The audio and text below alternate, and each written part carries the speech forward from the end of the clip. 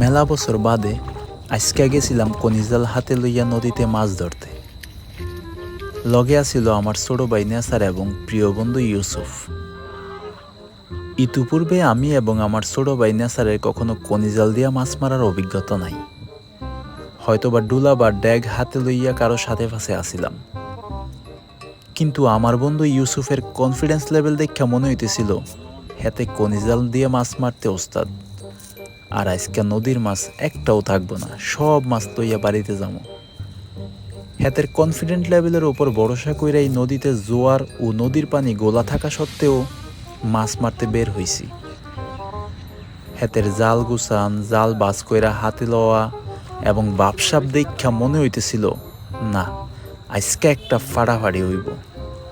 তবে হাতে যেই না বিসমিল্লা কইয়া প্রথম খেওড়া দিল, হাতে আর জাল দুইটাই গিয়া এক লগে নদীতে পড়ল। এই দেখা তো আমার আর বুঝার বাকি রইল না যে আমার নানায় যে একটা কথা কয় ওই কথাটাই সত্যি।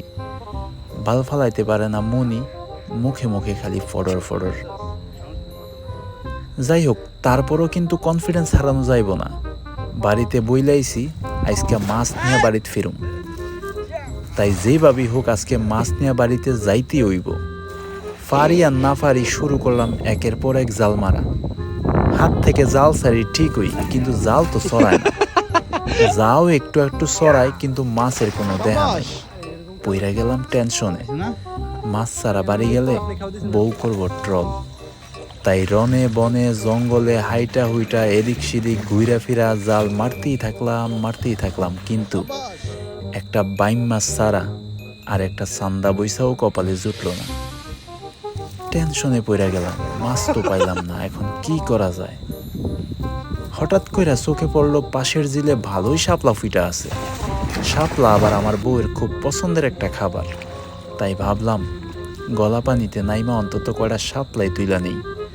শরীরটা দরকার হয় বদলা দিয়া খাজ্জালমো, বউয়ের ট্রল থেকে তো রেহাই পামু। মাছ তো পাইলামই না, কতক্ষণ শাপলা কুড়াইলাম, আবার এখন কলমি শাক কুড়াইতেছি।